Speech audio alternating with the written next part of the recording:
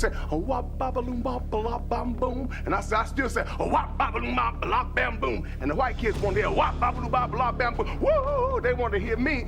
Many people didn't know this, but there was one person Little Richard just couldn't stand.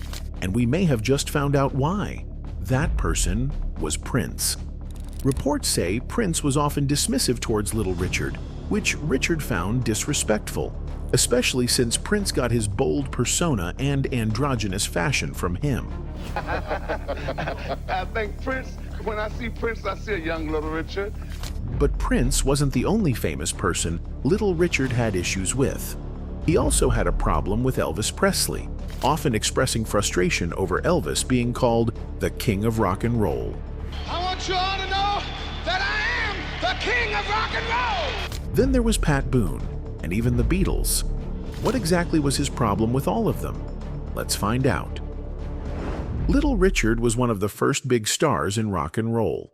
He wore makeup, shiny clothes, and high heels. He styled his hair in a big way and played the piano with great energy. He shouted, danced, and gave everything on stage. Back in the 1950s, this was something very new. At that time did not look or act like him. But Little Richard didn't care. He wanted to be himself and perform in a way that made people remember him. Many years later, Prince became a star. He also wore makeup, flashy clothes, and high heels. He played the piano in wild ways and moved around the stage with confidence. Do you always dress like that? Or? Every day I go to the grocery store like this and people turn around. When I walked in the airport here in London today, a man dropped his cup of coffee. People loved him and called him unique. But what many people forgot was that Little Richard did those same things first. Little Richard was a trailblazer. He made it okay for artists like Prince to be different. He opened the door for a new kind of music and style. So tonight I'm gonna party like it's 1999. Even though they had so much in common, things between Little Richard and Prince were not friendly. They once met at a party during the time Prince released his movie, Purple Rain. This was a big moment in Prince's career. The party was full of important people, but reports said that Prince didn't treat Little Richard with much respect during their meeting. He was cold and distant. He didn't show any thanks to Richard for paving the way. This made Little Richard feel hurt and ignored. Little Richard felt that Prince should have shown more respect. He believed he helped make it possible for someone like Prince to become famous. He felt that Prince acted like he was the first to do those things, even though Richard had done it decades earlier. Richard saw a lot of himself in Prince, and it was painful for him to be treated like he didn't matter. Even after feeling disrespected, Little Richard still said something kind. At the Purple Rain movie premiere, he told people, "Prince is me for this generation." That was a powerful thing to say. It showed that Richard knew Prince was following in his footsteps. He understood that Prince carried his spirit into a new time, even if they didn't get along. I think Prince, when I see Prince, I see a young Little Richard. Fans also saw the connection. They noticed how Prince acted on stage, how he moved, dressed, and made faces. Many said it reminded them of Little Richard. But Prince also had other musical influences. He was inspired by people like Jimi Hendrix, James Brown, David Bowie, and the Beatles. Still, Little Richard's style was deep in the roots of what Prince became. Some fans said Prince didn't copy Little Richard. They said he took ideas from many places and made his own style. That might be true. But the fact remains, without Little Richard, there may never have been a Prince. Richard was the first to show that music could be wild, fun, and free. Even though their meeting ended in tension, both men were legends. They both changed music in big ways. Little Richard started the fire.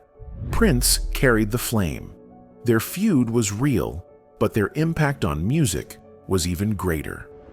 Okay, so according to Little Richard, he is the king of rock and roll. But over the years, a lot of fans seem to have crowned Elvis. I want you all to know that I am the King of Rock and Roll! Elvis Presley was often called the King of Rock and Roll. You ain't nothing but a hound dog. People loved his voice, his looks, and the way he danced. He became very famous in the 1950s and 60s. Many fans believed he started rock and roll music, but not everyone agreed with this. One person who spoke out was Little Richard, a black music icon who helped shape the sound of rock and roll before Elvis became famous. Little Richard was proud of his music. He played the piano and sang songs that were fast, loud, and full of energy. His songs like Tutti Frutti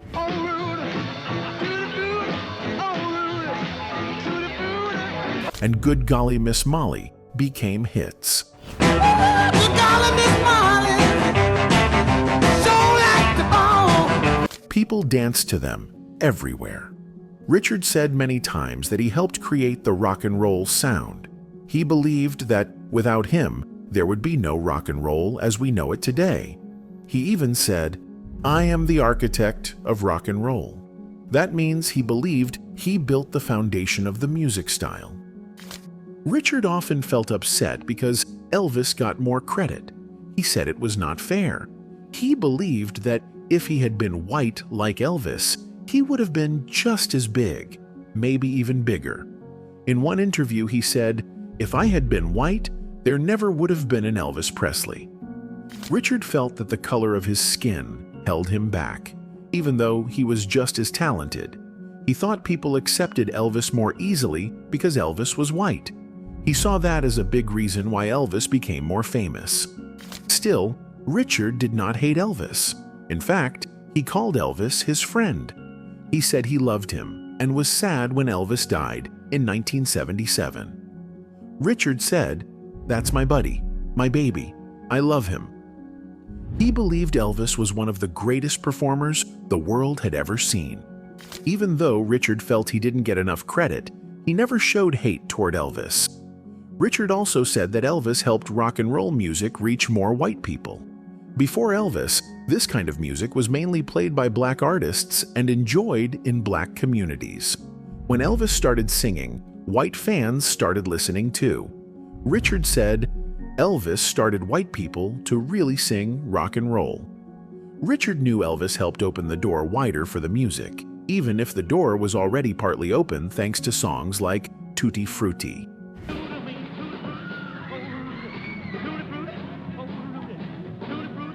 He also said that rock and roll was black music. In one interview, he said clearly, rock and roll music is black music. He didn't mean to take anything away from Elvis, but he wanted people to know where the music really came from. He said, the door may have already been opened by Tutti Frutti. That meant the music was already here before Elvis made it big. Elvis became famous by also singing songs written or first performed by black artists. One example is Hound Dog, which was first sung by Big Mama Thornton.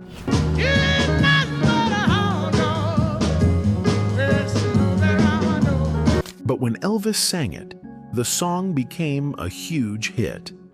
Many white people heard it for the first time through Elvis. Richard noticed this too. He said, a lot of things they would do for Elvis and Pat Boone, they wouldn't do for me. He meant that white artists got more chances, even when they sang songs that started in black communities. Even though Richard felt hurt by this unfairness, he always spoke kindly of Elvis. He gave Elvis credit where it was due.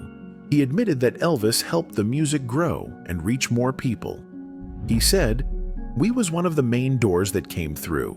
Chuck Berry was another door himself.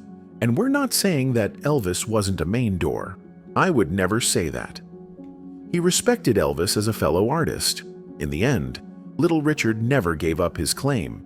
He believed with all his heart that he was the real king of rock and roll. He was proud of his work and how he helped shape music history.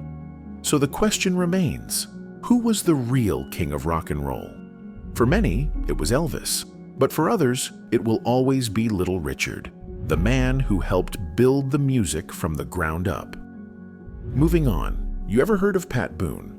It was about 4 or 5 black radio stations in the whole country, and the white station wouldn't play me. But I was hitting big But the white kids had my record, but I wasn't on the radio. So, in the 1950s, Pat Boone became very popular by singing cover songs. These songs were first sung by black artists like Little Richard.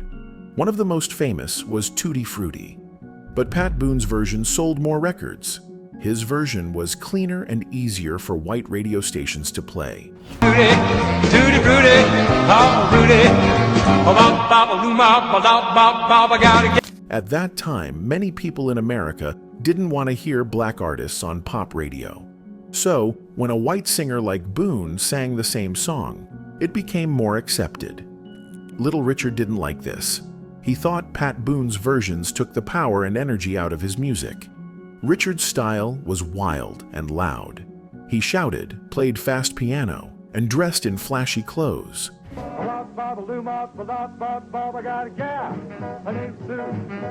He wanted to be different so people would notice him. He didn't want his music to sound soft or boring. Boone's versions were safer and more polite, which helped them get on more radio stations. The radio, you know, and they would hear it from WLAC, called WLAC across the whole country. That's the only thing that helped me. And then they took Pat Boone and threw Pat Boone on me. This upset Richard because his hard work got less attention than the covers. And when I said wop, babaloo, mabalop, bam, boom, and with all this wild, like, everybody got wild, everybody changed. Because they hadn't seen nothing. At that point. At that point. And that was a big point. And it was pointing everywhere. Pat Boone admitted that he and Richard were very different. He said they didn't really know each other well. They lived in different worlds. Boone heard stories about Richard being very bold and sometimes shocking. He talked about how Richard wore wild clothes and big hair, and even said other rock stars like Jerry Lee Lewis did crazy things just to get noticed. Boone thought they did what they had to do to get famous, and he respected that. Boone talked about how he got the song Tutti Frutti. It was 1956, and he had already made 6 hit records. All of them were covers of black artists' songs. Boone said he loved Tutti Frutti the moment he heard it, but he didn't understand the words at first. He even had to write down the sounds like a wop bob baluma bom boom, so he could say them right. Some fans joked that it sounded like he was saying his own name, Pat Boone, in the song. And Pat Boone said, a wop babaloom bop balop bam boom. And I still said, a wop babaloom bop balop bam boom. And the white kids wanted to hear wop babaloo bop balop bam boom. Whoa, they wanted to hear me. Boone knew he couldn't sound like Little Richard, but he tried to keep some of the fun and excitement in his version. He wanted to share that energy with his fans. He said the song seemed to scream at him to cover it. His version became a million seller, and that made him very happy. Sometimes Boone changed the words in songs. He did this to make them sound more clean and proper. In Long Tall Sally, he tried not to make it sound like something bad was going on between Uncle John and Sally. Gonna go tell Mary about Uncle John. He says he had the blues, but he has a lot of fun. In Tutti Frutti, he changed some of the words because they sounded too romantic or suggestive. Instead of saying, "She knows how to love me," he sang about a girl named Susie who was just right for him. He believed Little Richard knew he had made those changes. Even though Boone's version became a big hit, he was happy for Richard too. At that time, Richard was still washing dishes at a bus station in Macon. He wasn't making much money, even though his record was out. But when Richard heard Boone's version on the radio, he got excited. He threw down his towel and walked out. He said, "I'm going to make some money now." Boone felt good knowing that his version helped bring attention to Richard's music. Later, Boone and Richard met on a TV show called Dick Clark's American Bandstand. They were friendly, but they didn't spend much time together. Boone remembered Richard saying he liked Boone's versions of his songs. Boone felt like they helped each other. He brought Richard's music to new fans, and Richard's music helped Boone become more famous. Still, Richard sometimes said he didn't like that people knew Boone's versions more than his own. He told a story about how parents didn't let their kids buy his records. They told them to buy Pat Boone's version instead. Richard felt that was unfair. Boone understood. He said that back then, radio stations didn't play much R&B or race music. Those songs were loud and fast, and many people didn't understand the words. But white singers like Boone got played on pop radio. Next, did you know the Beatles basically opened for Little Richard at some point early in their careers? When I would go to a city to appear, the black people would be downstairs and the white people would be upstairs. It was called white spectators. But Tutti Frutti broke that barrier. The white people would leap over that upstairs and it came downstairs. In the early days, the Beatles were still learning and growing. During one of their first big tours, they traveled with Little Richard. The next song we'd like to do is one which was originally recorded by a person who's a very big favourite of ours, Little Richard. The song is called Long Tall Sally. Little Richard became a mentor to the young Beatles, especially Paul McCartney. Paul loved the way Little Richard sang with power and energy. Richard showed Paul how to do his famous scream, a loud and exciting way of singing. Paul used that scream many times in Beatles songs.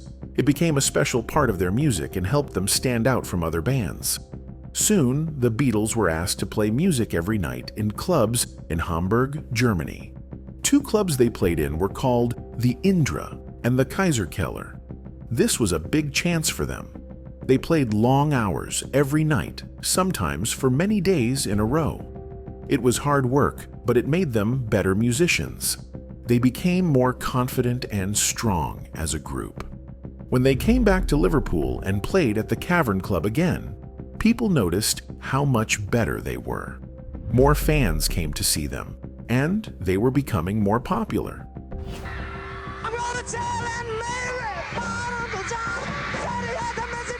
The next year, the Beatles toured the UK with famous singers like Roy Orbison and Del Shannon. But one of the biggest moments for them came in late 1962. They were asked to be the opening act for Little Richard again. This time, it was at a new music place in Hamburg called the Star Club. They played 14 shows there. It felt like a dream come true. Not only did they perform with their idol again, but they also got to spend time with him backstage. Little Richard helped Paul even more with his voice. He gave tips and support, especially in the green room before shows. After the shows in Hamburg, Little Richard visited Liverpool to watch the Beatles perform again at the Cavern Club. He was very impressed with how far they had come. He told people that the Beatles would one day become big stars in America. He believed in them and could see their future success. His support meant a lot to the group. In early 1963, the Beatles' manager, Brian Epstein, got them an audition with a big record company called Decca. He told them to play songs that sounded more soft and polished, so they played songs like Three Cool Cats, Three cool cats. Three cool cats. and Besame Mucho. But the people at the record company did not like it. They did not offer the band a contract. The Beatles were disappointed, but later they got another chance to audition, this time with George Martin from Parlophone Records. They went back to the fast and exciting music style they learned from Little Richard. This time, it worked. They were offered a contract, but they had to get a new drummer. That's when Ringo Starr joined the band. Later that year, the Beatles recorded their first album, Please, Please Me. You don't need me to show the way, love. It took only one day to record, about 10 hours. Many songs on that album were full of energy, just like Little Richard's music. Songs like I Saw Her Standing There and Twist and Shout had that same exciting style. John Lennon's voice even sounded rough and loud, like Little Richard's. Not long after that, the Beatles went on The Ed Sullivan Show, and they became famous all over the world. Even though Little Richard helped the Beatles, he later felt sad. He believed they did not thank him enough for what he did. He thought they should have said more about how he helped shape their music. He also felt that many black artists like him were not given enough credit for their work in music history. Just like the Beatles, the Rolling Stones, early in their careers, crossed paths with Little Richard.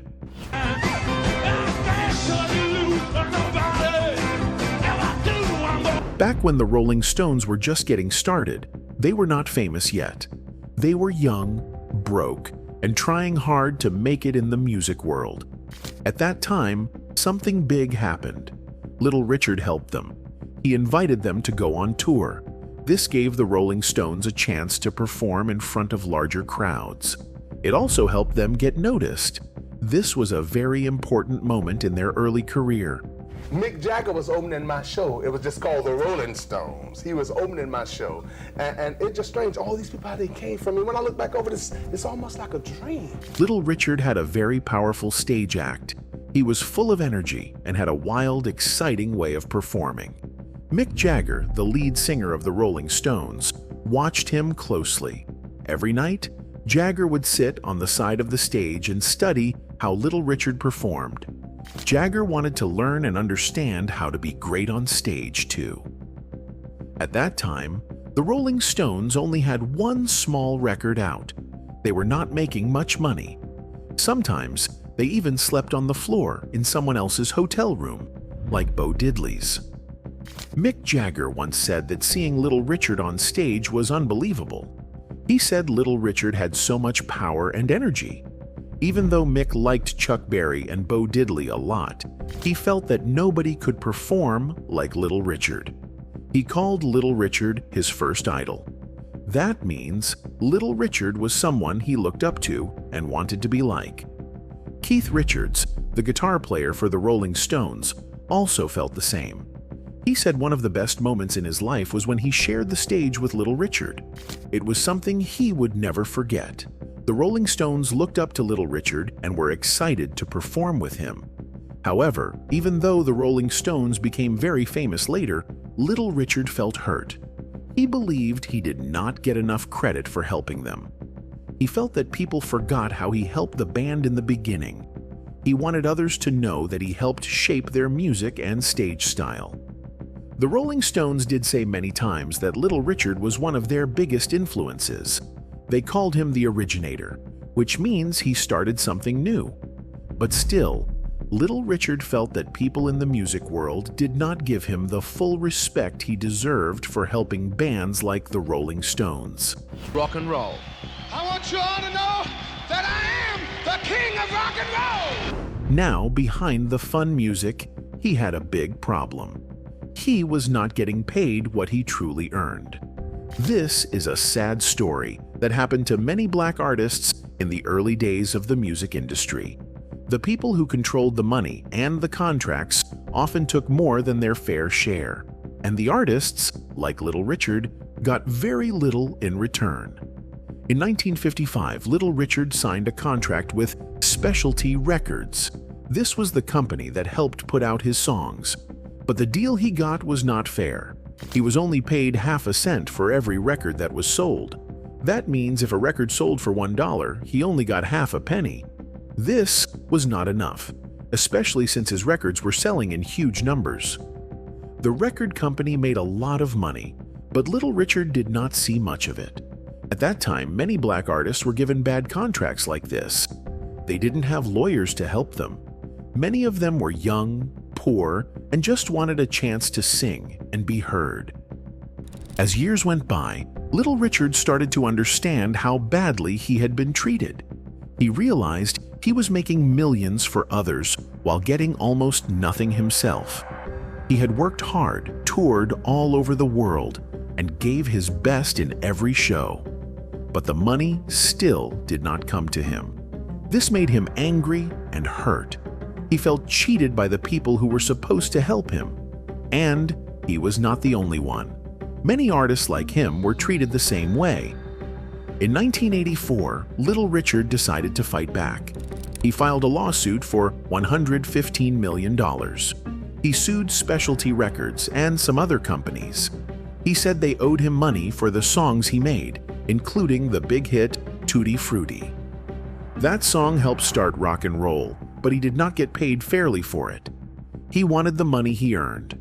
He wanted justice, not just for himself, but for all the black artists who had been used by the system. Sadly, the court dismissed the lawsuit. The judge said the case could not move forward because of a problem with the court's power. not because Little Richard was wrong. So he didn't win the case, but people started talking more about how unfair the music industry had been, especially to black artists. His lawsuit made the public listen. It showed that the system needed to change. Little Richard kept performing and talking about how he was treated. He never forgot how he was used by the record companies. Even though he didn't get the money he wanted from the lawsuit, he helped open people's eyes. His story is one of talent, struggle, and a fight to be treated right. He gave the world great music, but he also gave us a lesson. Artists should be paid fairly for their work.